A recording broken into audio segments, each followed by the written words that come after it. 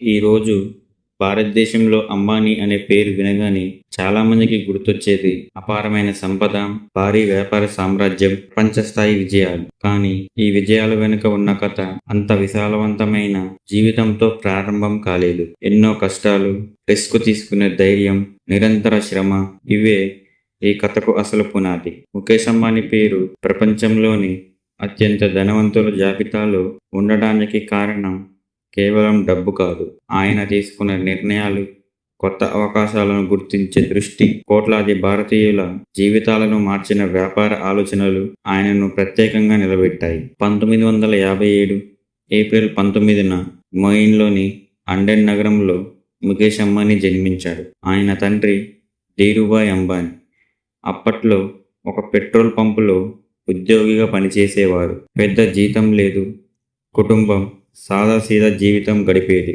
కొన్ని సంవత్సరాల తర్వాత కుటుంబం భారతదేశానికి తిరిగి వచ్చింది. ముంబైలోని ఒక చిన్న అపార్ట్మెంట్లో జీవితం ప్రారంభమైంది. పెద్ద సౌకర్యాలు లేవు, కానీ ఒక గొప్ప కల మాత్రం ఉండేది. భారతదేశంలో ఒక పెద్ద వ్యాపార సంస్థను నిర్మించాలి. ధీరుభాయ్ తన పిల్లలకు ఒక విషయం ఎప్పుడు చెప్పేవారు: పెద్ద కలలు కనడానికి డబ్బు అవసరం లేదు, ధైర్యం అవసరం. ఈ మాటలు చిన్న ముఖేష్ మనసులో బలంగా నాటుకుపోయాయి. ముఖేష్ అంబానీ చిన్నప్పటి నుంచే ప్రశాంత స్వభావం కలవాడు. ఎక్కువగా మాట్లాడేవాడు కాదు, కానీ ప్రతి విషయాన్ని చాలా జాగ్రత్తగా గమనించేవాడు. ఇతర పిల్లలు ఆటల్లో మునిగిపోయిన సమయంలో ముఖేష్ తన తండ్రి వ్యాపారం గురించి ఆసక్తిగా అడిగేవాడు. ఫ్యాక్టరీలకు వెళ్ళినప్పుడు యంత్రాలు ఎలా పనిచేస్తున్నాయో గమనించేవాడు. ఆసక్తి, క్రమశిక్షణ, నేర్చుకోవాలనే తపన, ఈ 3 లక్షణాలు అతనిని ప్రత్యేకంగా మార్చాయి. ముఖేష్ ముంబైలోని హిల్ గ్రేంజ్ హై స్కూల్లో చదివాడు. తరువాత సెయింట్ జేవియర్స్ కాలేజీలో ఇంటర్మీడియట్ పూర్తి చేశాడు.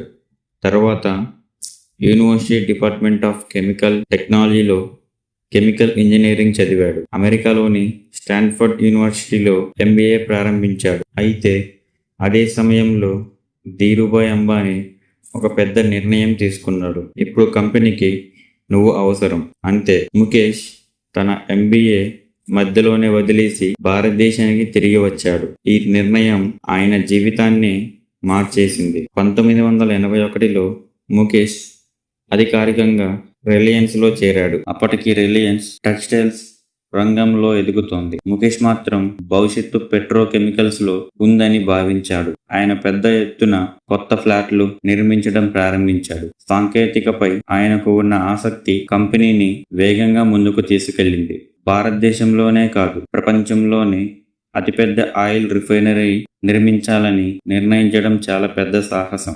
చాలా మంది విమర్శించారు, ఇది అసాధ్యం. కానీ ముఖేష్ వెనక్కి తగ్గలేదు. గుజరాత్లోని జామ్ నగరంలో నిర్మించిన రిఫైనరీ ప్రపంచ వ్యాపార చరిత్రలో ఒక మైలురాయిగా నిలిచింది. ఇది రిలయన్స్ ను అంతర్జాతీయ స్థాయికి తీసుకెళ్లింది. 2002లో ధీరుభాయ్ అంబానీ మరణించాడు. కుటుంబానికి ఇది పెద్ద దెబ్బ. కొద్ది కాలానికే ముఖేష్, అనిల్ అంబానీల మధ్య వ్యాపార విభజన జరిగింది. చాలా మంది రిలయన్స్ భవిష్యత్తుపై సందేశపడ్డారు, కానీ తన దృష్టిని ఒక్క క్షణం కూడా కోల్పోలేదు. ఆయన కొత్త లక్షణాలను నిర్దేశించుకున్నారు. 2016 భారతీయ టెలికాం రంగంలో ఒక విప్లవం జరిగింది. రిలయన్స్ జియో ప్రారంభమైంది. మొదట్లో చాలా మంది ఆశ్చర్యపోయారు. ఉచిత కాల్స్, తక్కువ ధరలో ఇంటర్నెట్, అత్యంత వేగవంతమైన 4G నెట్వర్క్. కొన్ని నెలల్లోనే కోట్లాది మంది జియో వినియోగదారులయ్యారు. గ్రామాల వరకు ఇంటర్నెట్ చేరింది. విద్య, ఉద్యోగాలు, డిజిటల్ చెల్లింపులు, ఆన్లైన్ వ్యాపారం అన్నిటిపై దీని ప్రభావం పడింది. జియో మాత్రమే ఆగలేదు. Jio mart, Jio cinema, Jio fiber digital సేవలను ఒక పెద్ద వేదికపై అందించే లక్ష్యంతో రిలయన్స్ ముందుకు సాగింది. ఫేస్బుక్, మెటా, గూగుల్ వంటి అంతర్జాతీయ సంస్థలు రిలయన్స్ డిజిటల్ వ్యాపారాల్లో పెట్టుబడులు పెట్టడం ప్రపంచ దృష్టిని ఆకర్షించింది. ముఖేష్ అంబానీ పెద్దగా ప్రచారం చేసుకునే వ్యక్తి కాదు. ఆయన నమ్మకం ఒకటే: పనులు మాట్లాడాలి, మాటలు కాదు. ఆయన సమావేశాల్లో చిన్న చిన్న విషయాలపై కూడా దృష్టి పెడతారని సహచరులు చెబుతుంటారు. ఒక నిర్ణయం తీసుకునే ముందు డేటా భవిష్యత్తు అవకాశాలు, వినియోగదారుల అవసరాలు నీటిని పరిశీలిస్తారు. ముఖేష్ అంబానీ 1985లో నీతా అంబానీని వివాహం చేసుకున్నారు. వారికి 3 పిల్లలు: ఆకాష్ అంబానీ, ఈషా అంబానీ, అనంత్ అంబానీ. కుటుంబ సభ్యులు కూడా రిలయన్స్ వ్యాపారాల్లో వివిధ బాధ్యతలు నిర్వహిస్తున్నారు. ఎంత పెద్ద విజయం వస్తే అంత పెద్ద విమర్శలు కూడా వస్తాయి. రిలయన్స్ పై పోటీ సంస్థల నుంచి విమర్శలు వచ్చాయి. ప్రభుత్వ విధానాలపై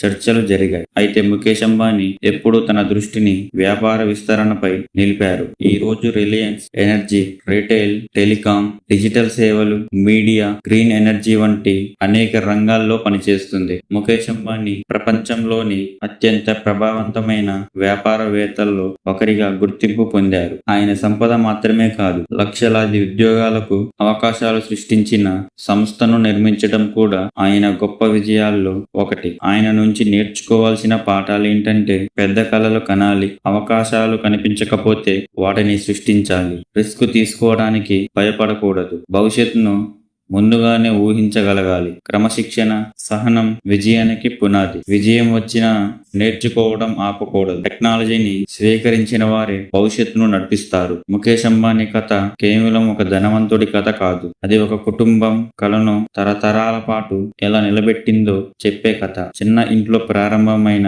ప్రయాణం ప్రపంచ వ్యాప్తంగా వ్యాపించిన వ్యాపార సామ్రాజ్యంగా మారింది. ఆ ప్రయాణంలో కష్టాలు ఉన్నాయి, విమర్శలు ఉన్నాయి, వైఫల్యాలు, భయం ఉన్నాయి. కానీ వాటన్నిటికంటే పెద్దది ఒక లక్ష్యం ఉంది. అదే ముఖేష్ అంబానీని ప్రపంచ వ్యాపార చరిత్రలో ఒక ప్రత్యేక స్థానంలో నిలబెట్టింది. ఈ కథ ప్రతి యువకుడికి ఒక సందేశం ఇస్తుంది. విజయం ఒక్క రోజుల్లో రాదు, కానీ ప్రతిరోజు సరైన దిశలో వేసే చిన్న అడుగులు ఒక రోజు ప్రపంచం చూసే విజయాన్ని నిర్మిస్తాయి.